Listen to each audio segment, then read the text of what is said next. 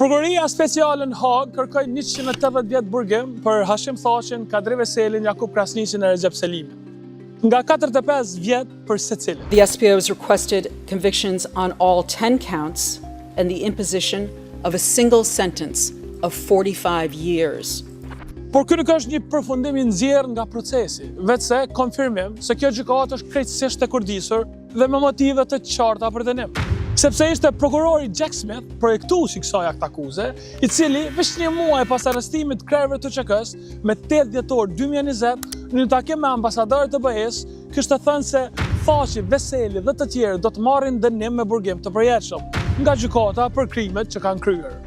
Pra, pa filluar procesi fare, pa u prezantuar provat, pa u dëgjuar dëshmitarët, pa u dëgjuar argumentet e mbrojtjes dhe pa u mbajtur asnjë seancë, dënimi vetë ishte dhënë. Dhe kur shpallën dënimet të përjetshme, pa nisur ende gjykimi, mos kemi këtu të bëjmë me drejtësi, po me një skenar të mirë planifikuar paraprakisht.